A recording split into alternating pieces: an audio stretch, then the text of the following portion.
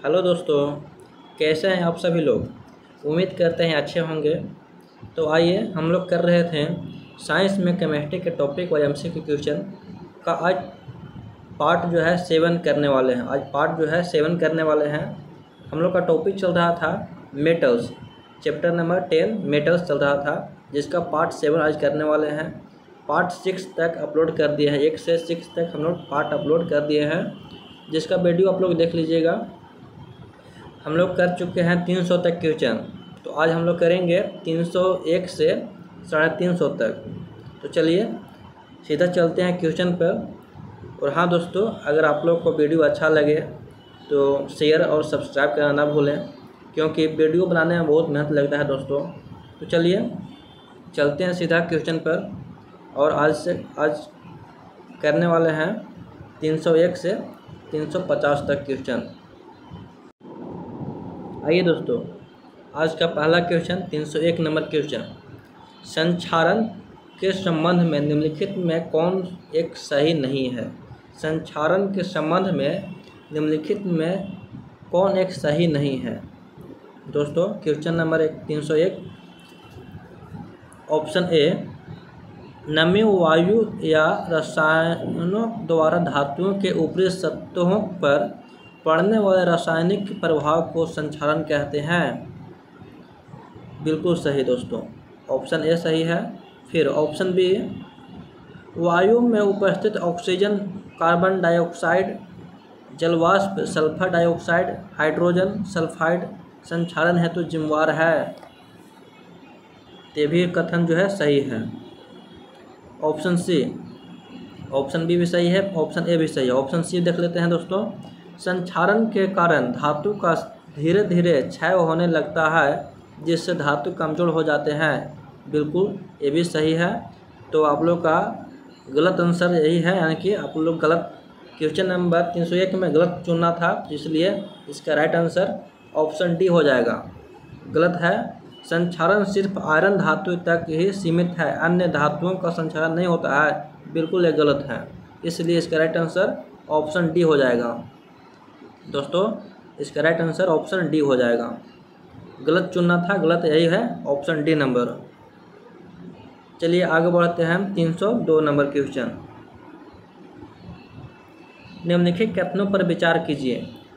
कथन पहला बोल रहा है, संक्षारण के कारण धातुओं का क्षय होने लगता है। संक्षारण के कारण धातुओं का क्षय होने लगता है। बिल्कुल सही, संक्षारण के कारण ही धातुओं का क्षय होने लगता है। कथन एक सही है।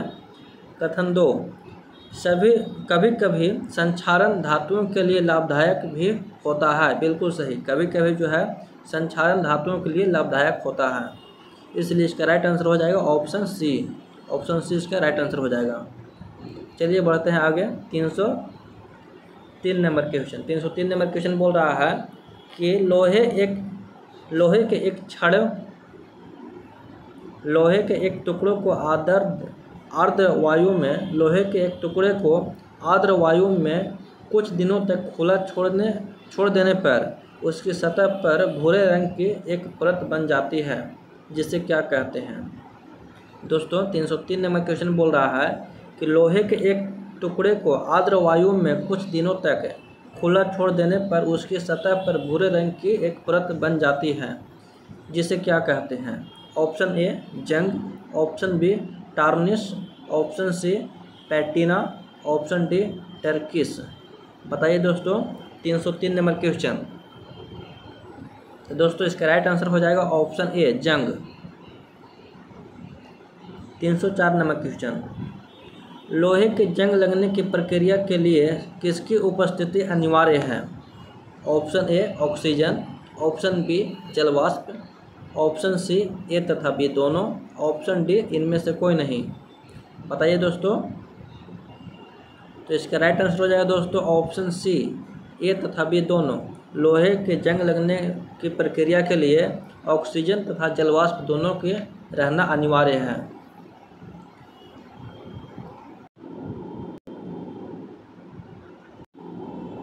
आइए दोस्तों 305 नंबर क्वेश्चन। निम्नलिखित कथनों पर विचार कीजिए। लोहे के जंग लगने के लिए ऑक्सीजन एवं जलवाष्प दोनों ही एक साथ अनिवार्य है, दोनों की उपस्थिति जो है एक साथ अनिवार्य है। तो बिल्कुल सही दोस्तों, कथन 1 सही है। लोहे में जंग लगने के लिए ऑक्सीजन एवं जलवाष्प दोनों की उपस्थिति अनिवार्य है। कथन 2, आयरन के ऑक्साइड का हाइड्रेटेड रूप जंग का नाम से जाना जाता है। बिल्कुल सही दोस्तों, आयरन के ऑक्साइड का हाइड्रेटेड रूप जंग के नाम से जाना जाता है। कथन 2 भी सही है। कथन 3, आयरन ऑक्साइड के साथ जल की मात्रा बदलती रहती है, अतः जंग को Fe2O3 × XH2O द्वारा निरूपित किया जाता है। बिल्कुल सही दोस्तों, इसमें से तीनों कथन सही है, इसलिए इसका राइट आंसर हो जाएगा दोस्तों, राइट आंसर इसका हो जाएगा ऑप्शन डी। ऑप्शन डी इसका राइट आंसर हो जाएगा 1, 2 और 3। आइए दोस्तों 306 नंबर क्वेश्चन। तांबा को अर्ध आयु में लंबे समय तक खुला छोड़ देने पर उसकी सतह पर हरे रंग की एक परत बैठ जाती है, जिसे कहते हैं। Option A Turkish, option B patina, option C जंग, ऑप्शन डी टार्निश। बताइए दोस्तों 306 नंबर क्वेश्चन का राइट आंसर बताइए दोस्तों। तो इसका राइट आंसर हो जाएगा दोस्तों ऑप्शन बी पैटिना। चलिए आगे बढ़ते हैं 307 नंबर क्वेश्चन। तांबे को अर्ध आयु में खुला छोड़ने पर उसके सतह पर बने हरे रंग का परत रासायनिक रूप से क्या है? इसका रासायनिक सूत्र क्या है? इसका बोलना है रासायनिक सूत्र। 307 number question. Option A CuCO3, option B Cu×OH², option C CuCO3 × CuOH², option D CuSO4। बताइए दोस्तों 307 नंबर क्वेश्चन का राइट आंसर। तो इसका राइट आंसर हो जाएगा दोस्तों ऑप्शन सी CuCO3 × CuOH²। आइए आगे बढ़ते हैं 308 नंबर क्वेश्चन। लोहे पर लगा जंग रासायनिक रूप से है, लोहे पर लगा जंग रासायनिक रूप से है। Option A ferric oxide, option B ferric hydroxide, option C ferric oxide तथा फेरिक हाइड्रोक्साइड का मिश्रण, ऑप्शन डी इनमें से कोई नहीं। तो दोस्तों 308 नंबर क्वेश्चन का राइट आंसर बताइए। इसका राइट आंसर हो जाएगा दोस्तों ऑप्शन सी फेरिक ऑक्साइड तथा फेरिक हाइड्रोक्साइड का मिश्रण। 309 नंबर क्वेश्चन दोस्तों। 309 नंबर क्वेश्चन बोल रहा है तांबे पर बने हरे परत पैटिना को निम्नलिखित में से किसके सहायता से हटाया जा सकता है? ऑप्शन ए साधारण नमक, ऑप्शन बी नींबू, option C calcium oxide, option D खाने वाला सोडा। बताइए दोस्तों किसकी सहायता से हटाया जा सकता है तांबे पर बने हरे परत, जिसे पैटिना कहते हैं? तो इसका राइट आंसर हो जाएगा दोस्तों ऑप्शन बी नींबू। नींबू से जो है इसका हरा रंग का परत जो है उससे हट जाता है। आगे बढ़ते हैं दोस्तों 310 नंबर क्वेश्चन। चांदी के किसी सामान को वायु में बहुत दिनों तक खुला छोड़ देने पर उसकी सतह मलिन यानी काली पड़ जाती है, इसका कारण है, क्या कारण है? ऑप्शन ए वायु में SO2 की उपस्थिति, ऑप्शन बी वायु में H2S की उपस्थिति, ऑप्शन सी वायु में SO2 तथा H2S की उपस्थिति, ऑप्शन डी इनमें से कोई नहीं। इसका राइट आंसर हो जाएगा दोस्तों ऑप्शन सी वायु में SO2 तथा H2S की उपस्थिति के कारण चांदी पर जो है मलिन या काला पड़ जाता है कुछ दिन छोड़ने के बाद। चलिए दोस्तों 311 नंबर क्वेश्चन। 311 नंबर क्वेश्चन बोल रहा है कि सिल्वर के संक्षारित होने पर उस पर बने काले रंग की परत को क्या कहते हैं? सिल्वर के संक्षारित होने पर उस पर बने काले रंग की परत क्या कहलाते हैं? Option A tarnish, option B जंग, option C patina, option D Turkish. बताइए दोस्तों। तो इसका राइट आंसर हो जाएगा ऑप्शन ए टार्निश। सिल्वर पर जो संक्षारण होने के बाद काले रंग का परत बन जाता है उसे टार्निश कहते हैं। चलिए दोस्तों आगे बढ़ते हैं। 312 नंबर क्वेश्चन, चांदी के सामान को बहुत दिनों तक खुला छोड़ने पर उसकी सतह मलिन क्या पड़ जाती है, क्यों पड़ जाती है, मलिन क्यों पड़ जाती है? ऑप्शन ए Ag2S बनने के कारण, ऑप्शन बी AgOH बनने के कारण, ऑप्शन सी Ag2CO3 बनने के कारण, ऑप्शन डी AgCl बनने के कारण। बताइए दोस्तों 312 नंबर क्वेश्चन का राइट आंसर। तो दोस्तों इसका राइट आंसर हो जाएगा ऑप्शन ए। ऑप्शन ए इसका राइट आंसर हो जाएगा Ag2S बनने के कारण। चलिए दोस्तों 313 नंबर क्वेश्चन। 313 नंबर क्वेश्चन आइए पढ़ते हैं और बनाते हैं। क्या बोल रहा है, निम्नलिखित में कौन एक सही नहीं है? आप लोग को इनमें से गलत चुनना है, कौन इसमें से गलत है। ऑप्शन ए, एल्युमिनियम को खुले वायु में छोड़ने पर उसकी सतह पर Al2O3 की परत बन जाती है जो धातु को आगे संचारित होने से रोकता है। बिल्कुल सही दोस्तों, ऑप्शन ए तो सही है। ऑप्शन बी, कॉपर पर बने पैटिना, कॉपर पर बने पैटिना कॉपर को आगे संचारित होने से रोकता है। बिल्कुल सही। सिल्वर को बहुत दिनों तक खुला छोड़ने पर उस पर Ag2S की परत बनती है, यह परत सिल्वर को आगे संचारित होने से रोकता है। ये भी सही है, इसलिए इसका राइट आंसर हो जाएगा दोस्तों ऑप्शन डी। ऑप्शन डी जो है गलत है, इसलिए इसका राइट आंसर ऑप्शन डी हो जाएगा। पढ़ लेते हैं क्या बोल रहा है ऑप्शन डी में। लोहे पर बना जंग भुरभुरा बन कर लोहे से चिपक जाते हैं जिससे भीतर का लोहा जंग लगने से बच जाता है। नहीं दोस्तों, ऐसा नहीं होता है। लोहे में एक बार जंग लगने के बाद वो रुकता नहीं है, वो जंग लगते लोहा ख़राब हो जाता है। इसलिए इसका राइट आंसर हो जाएगा ऑप्शन डी। गलत चुनना था तो इसलिए इसका राइट आंसर दोस्तों, इसका राइट आंसर हो जाएगा ऑप्शन डी। ऑप्शन डी इसका सही उत्तर हो जाएगा, गलत ही है ऑप्शन डी। चलिए आगे बढ़ते हैं। 314 नंबर क्वेश्चन, जंग लगने से लोहे का भार ऑप्शन ए बढ़ जाता है, ऑप्शन बी घट जाता है, ऑप्शन सी अपरिवर्तित रहता है, ऑप्शन डी इनमें से कोई नहीं। बताइए दोस्तों, जंग लगने पर लोहे का भार जो है क्या होता है, बढ़ जाता है, घट जाता है या अपरिवर्तित रहता है? तो इसका राइट आंसर हो जाएगा दोस्तों ऑप्शन ए, बढ़ जाता है। लोहे पर जो जंग लगता है तो उसका वजन जो है भार बढ़ जाता है। 315 नंबर क्वेश्चन, निम्नलिखित में से किस धातु का ऑक्साइड का परत धातु के लिए रक्षक का कार्य करता है? Option A iron, option B aluminium, option C silver, option D copper. बताइए दोस्तों 315 नंबर क्वेश्चन। तो इसका राइट आंसर हो जाएगा दोस्तों option B aluminium.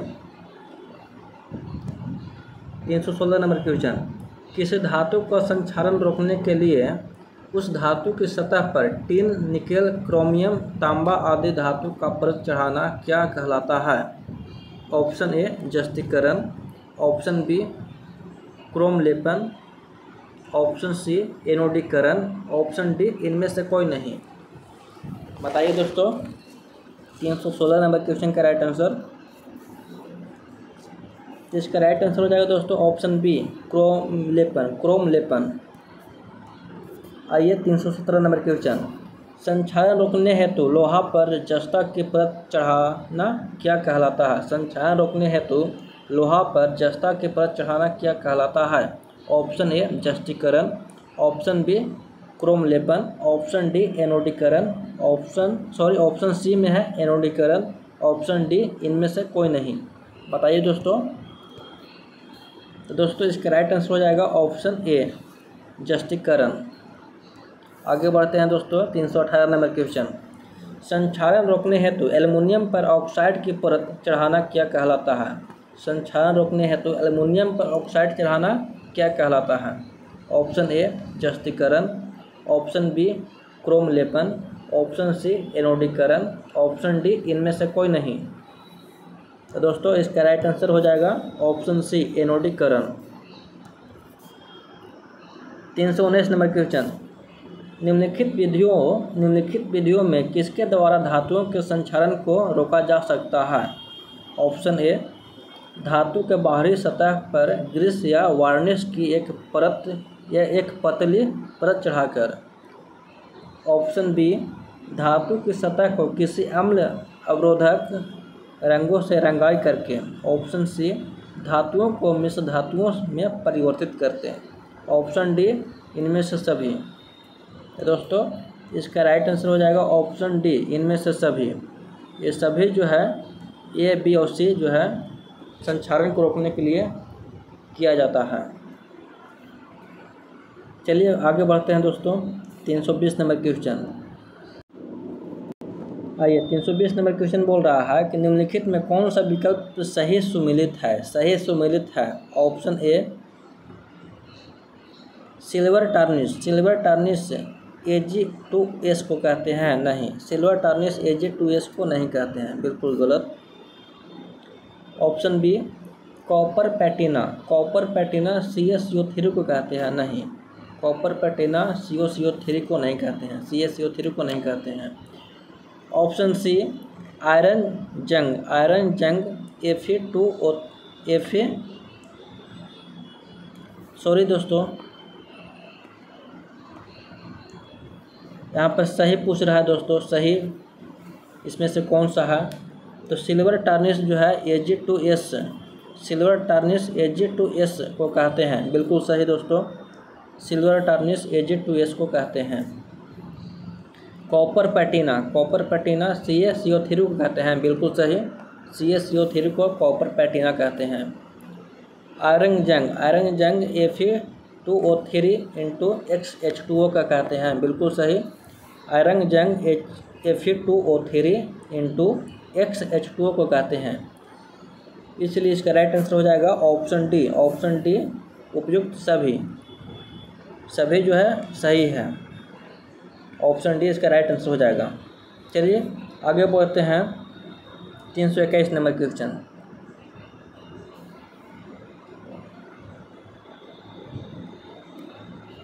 Number question बोल रहा है कि लोहे की सतह पर लगाए जाने वाले पेंट लोहे की जंग लगने से बचाता है क्योंकि वह, ऑप्शन ए लोहे से रासायनिक क्रिया करता है, ऑप्शन बी कार्बन डाइऑक्साइड को लोहे के संपर्क में आने से रोकता है, ऑप्शन सी लोहे के रासायनिक अभिक्रिया की गति में परिवर्तन ला देता है, ऑप्शन डी ऑक्सीजन और नमी को लोहे के संपर्क में आने से रोकता है। बिल्कुल सही दोस्तों, ऑप्शन डी इसका राइट आंसर हो जाएगा। यही कारण है कि लोहे पर पेंट लगाने से जंग नहीं लगता है। चलिए आगे बढ़ते हैं दोस्तों। 322 नंबर क्वेश्चन, लोहा का शुद्ध रूप नया है। लोहा का शुद्ध रूप नया है, नहीं, नया नहीं, लोहा का शुद्ध रूप है, नया नहीं होगा यहाँ पे दोस्तों, काट दीजिए।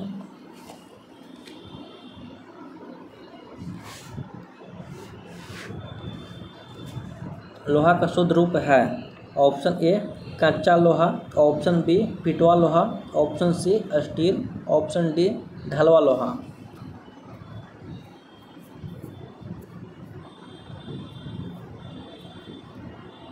तो इसका राइट आंसर हो जाएगा दोस्तों ऑप्शन बी पिटवा लोहा, ऑप्शन बी पिटवा लोहा। पिटवा लोहा को लोहा का शुद्ध रूप कहा जाता है। चलिए आगे बढ़ते हैं दोस्तों। थोड़ा सा मिस्टेक हो गया दोस्तों, 320 नंबर क्वेश्चन में थोड़ा सा मिस्टेक है दोस्तों, यहाँ पर ध्यान नहीं दिए दोस्तों आप, इसलिए आपकी यहाँ पर मिस्टेक है। CuCO3 होगा दोस्तों यहाँ पर। ऑप्शन बी में जो है CaCO3 लिखा हुआ है, उसकी जगह पर CuCO3 होगा। इसके लिए माफ़ी चाहते हैं दोस्तों, मिस्टेक है। टाइपिंग मिस्टेक है दोस्तों, नहीं बता पाए पहले, अभी ध्यान दिए दोस्तों। ठीक है, आगे बढ़ते हैं।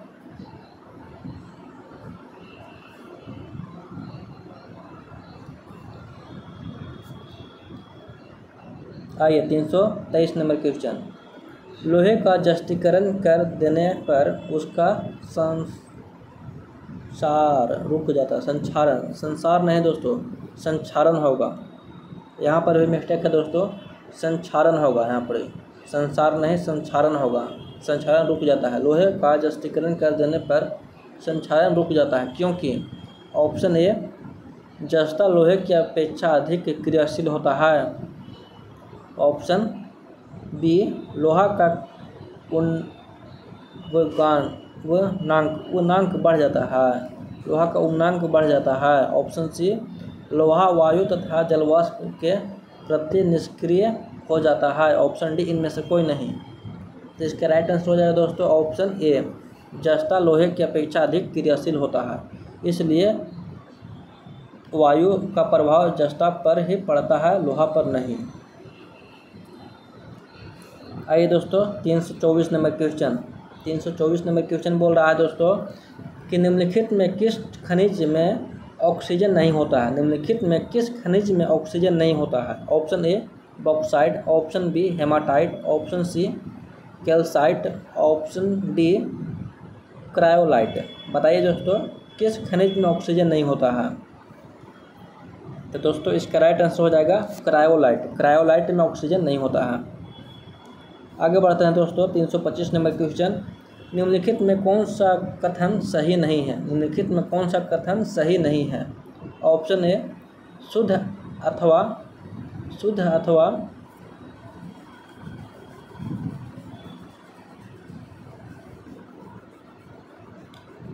निम्नलिखित में कौन सा कथन सही नहीं है। शुद्ध अवस्था में आयरन उपयोगी नहीं होता है। बिल्कुल सही दोस्तों, शुद्ध अवस्था में जो है आयरन उपयोगी नहीं होता है, बिल्कुल सही बोल रहा है। कथन एक सही है, ऑप्शन ए। ऑप्शन बी में है, बोल रहा है किसी भी धातु में अन्य पदार्थ मिश्रित करने पर धातु के गुण में परिवर्तन आ जाता है। बिल्कुल सही। धातु में अन्य पदार्थ को मिलाकर मिश्र धातु तैयार किए जाते हैं। बिल्कुल सही।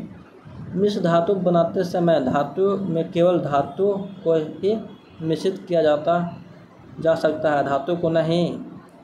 दोस्तों ये गलत है, ये जो है कथन गलत है। डी ऑप्शन जो है बोल रहा है इसे गलत है, इसलिए इसका राइट आंसर हो जाएगा ऑप्शन डी। गलत को ही चुनना था, इसलिए राइट आंसर डी हो जाएगा। चलिए आगे बढ़ते हैं दोस्तों 326 नंबर क्वेश्चन। 2 या 2 से अधिक धातुओं अथवा एक धातु एवं एक अधातु के समांगी मिश्रण को क्या कहते हैं। ऑप्शन ए, मिश्र धातु। ऑप्शन बी, यौगिक धातु। Option C, colloid. Option D, निलंबन। तो दोस्तों इसका राइट आंसर हो जाएगा ऑप्शन ए, मिश्र धातु। 327 नंबर क्वेश्चन। निम्नलिखित कथनों पर विचार कीजिए। कथन पहला, अगर मिश्र धातु में एक अवयवी पारा है तो इसे अमलगम कहते हैं। अमलगम कहते हैं। ऑप्शन बी, शुद्ध धातु अथवा अवयवी धातु के तुलना में मिश्र धातु की विद्युत चालकता कम होती है। फिर आगे कथन 3, कभी कभी मिश्र धातु का गलनांक इसके अवयवी धातु के गलनांक से भी कम होता है। बताइए दोस्तों 327 नंबर क्वेश्चन क्या, बताइए इसमें से कौन सा सही है। कथन 1, 2, 3, तो दो में से कौन सा कथन सही है। तो इसका राइट आंसर हो जाएगा दोस्तों ऑप्शन सी, तीनों कथन जो है सही है। 327 नंबर का ऑप्शन सी हो जाएगा सही आंसर, तीनों कथन इसका सही है। चलिए दोस्तों आगे बढ़ते हैं 328 नंबर क्वेश्चन। निम्नलिखित में कौन सा कथन सही है। निम्नलिखित में कौन सा कथन सही है। शुद्ध गोल्ड 24 कैरेट का होता है जो अत्यंत मृदु यानी कि सॉफ्ट होता है, जिसके कारण इसे आभूषण नहीं बनाए जा सकते हैं।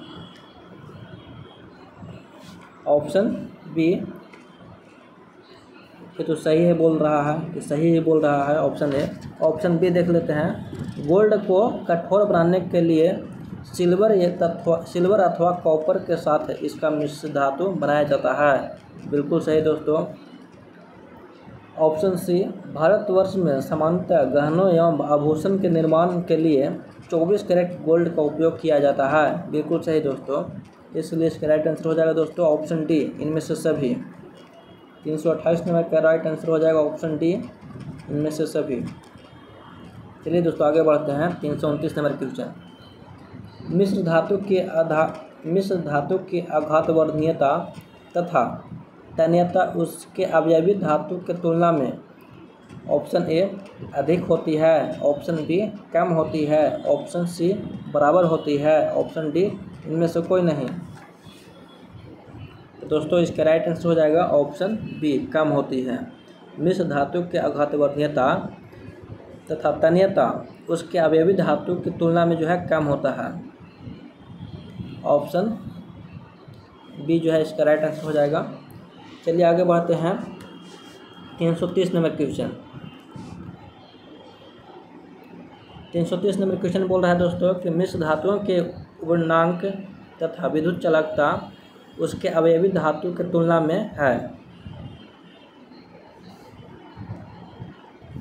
दोस्तों यहाँ पे पूर्णांक नहीं होगा, द्रव्यनांक होगा। द्रव्यनांक यहाँ पर होगा, द्रव्यनांक यहाँ पर द्रव्यनांक होगा दोस्तों।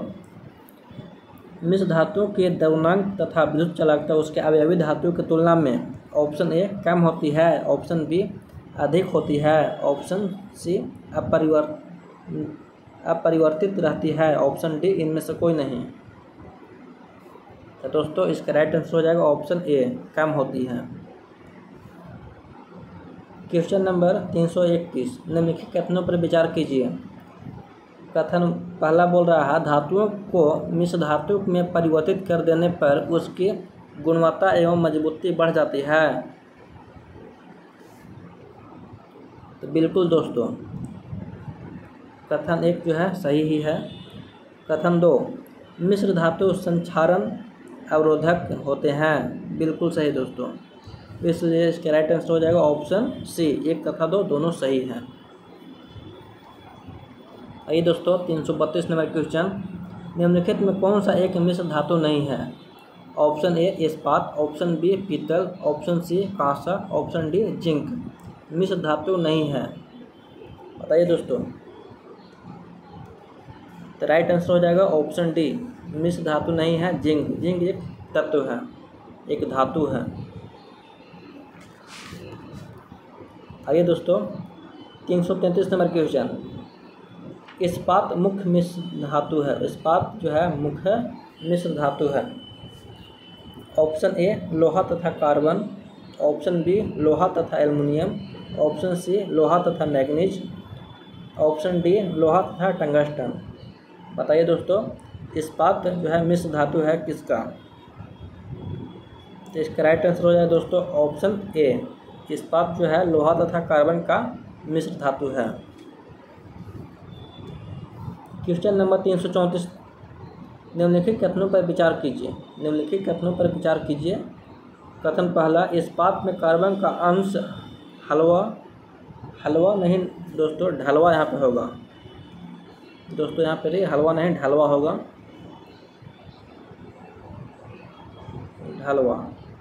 हलवा नहीं ढलवा होगा यहाँ पे दोस्तों। इस्पात में कार्बन का ढलवा लोहा एवं पिटवा लोहा के मध्य होता है। कथन दो, इस्पात में कार्बन की प्रतिशतता 0.10 से 1.5 होता है। बताइए दोस्तों। इसका राइट आंसर हो जाएगा ऑप्शन सी, एक तथा दो दोनों सही। एक तथा दो जो है दोनों सही है। कथन एक भी सही है, कथन दो भी सही है, इसलिए इसका राइट आंसर ऑप्शन सी हो जाएगा। चलिए आगे बढ़ते हैं दोस्तों। 335 नंबर क्वेश्चन।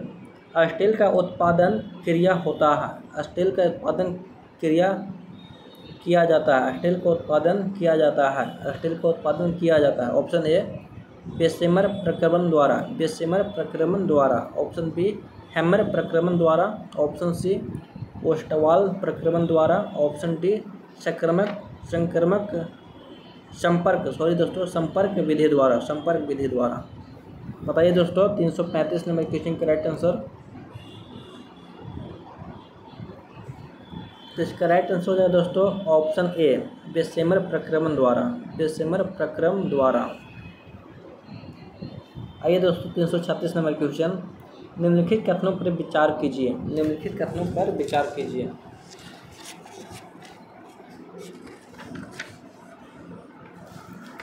कथन पहला बोल रहा है सीमेंटेशन विधि द्वारा पिटवे लोहे को इस्पात में बदला जाता है। ऑप्शन कथन 2 बोल रहा है बेसेमर विधि द्वारा ढलवा लोहा से इस्पात बनाया जाता है। कथन 3 बोल रहा है कि ढलवा लोहा से अच्छी किस्म का इस्पात प्राप्त करने के लिए आजकल सबसे अधिक लिंज डोना विधि का व्यवहार होता है। तो इसका राइट आंसर होगा दोस्तों ऑप्शन डी 1, 2 और 3 तीनों कथन जो है सही है। आइए दोस्तों 337 नंबर क्वेश्चन, निम्नलिखित में कौन सी लोहे से इस्पात उत्पादन की सबसे अधिक आधुनिक विधि है? निम्नलिखित में कौन सी लोहे से इस्पात उत्पादन की सबसे आधुनिक विधि है? ऑप्शन ए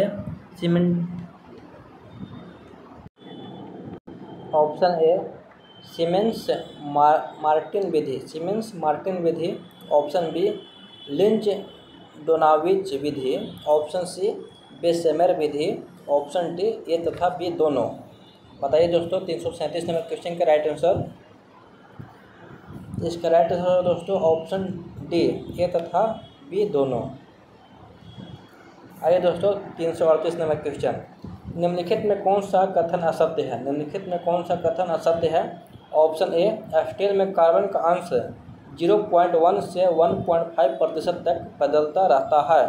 ऑप्शन बी मृदु स्टील में कार्बन का अंश 0.1 से 0.4% तक होता है। ऑप्शन सी कठोर स्टील में कार्बन का अंश 0.5 से 1.5% तक होता है। ऑप्शन डी इनमें से सभी। इसका राइट आंसर हो जाए दोस्तों ऑप्शन डी इनमें से सभी। चलिए दोस्तों आगे बढ़ते हैं 339 नंबर क्वेश्चन, कठोर स्टील को 1123 केल्विन ताप पर गर्म करने के बाद ठंडे जल से निम्नलिखित के फलस्वरूप इस्पात और अधिक कठोर हो जाता है। इस प्रक्रिया को क्या कहते हैं? ऑप्शन ए समन, ऑप्शन बी टेम्परी, ऑप्शन बी में है टेम्परी, ऑप्शन सी तापनुशीतलन, ऑप्शन डी इनमें से कोई नहीं। तो दोस्तों इसका राइट आंसर हो जाएगा ऑप्शन ए समन। 340 नंबर क्वेश्चन,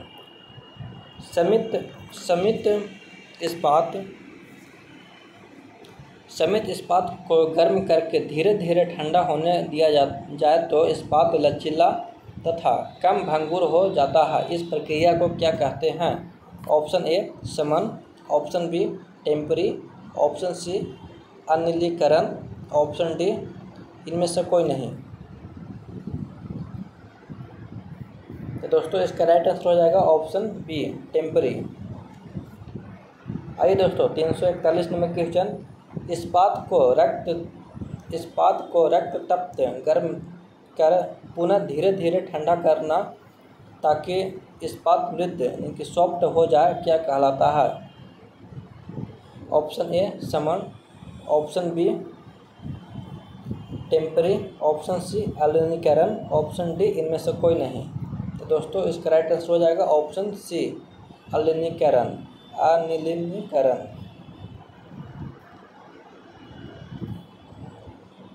आइए दोस्तों 342 नंबर क्वेश्चन, निम्नलिखित में कौन सा इस्पात अत्यंत कठोर एवं दृढ़ होता है? निम्नलिखित में कौन सा इस्पात जो है अत्यंत कठोर एवं दृढ़ होता है?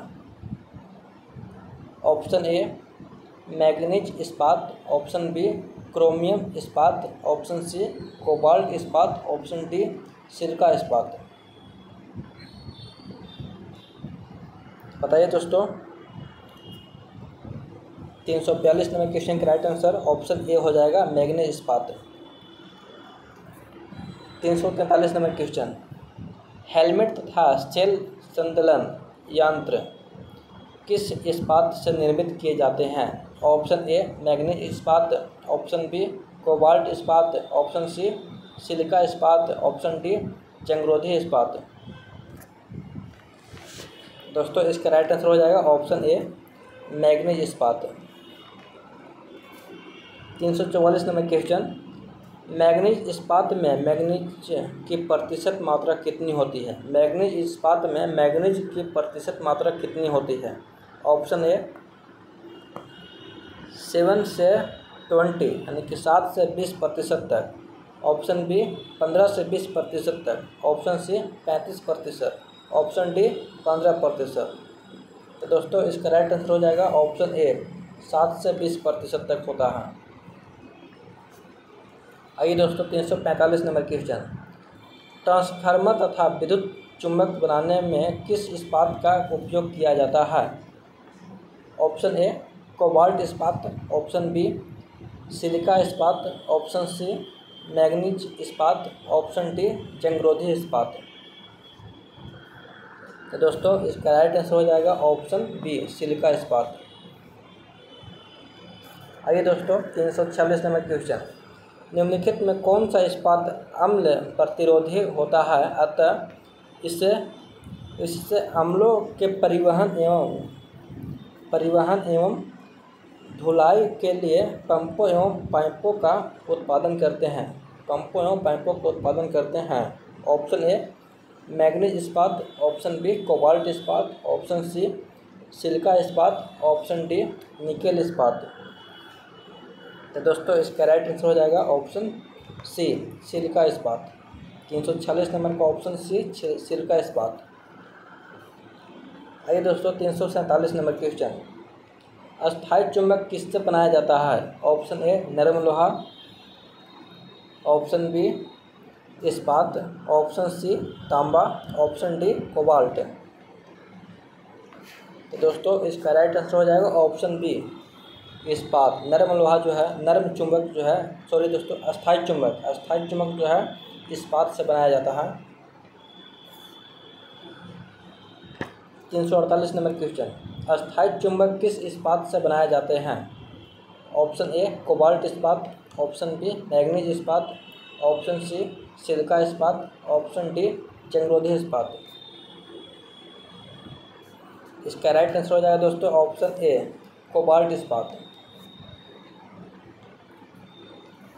आइए 349 नंबर क्वेश्चन, जंगरोधी इस्पात तैयार करने के लिए लोहे के साथ कौन सा महत्वपूर्ण धातु उपयोग में लाई जाती है?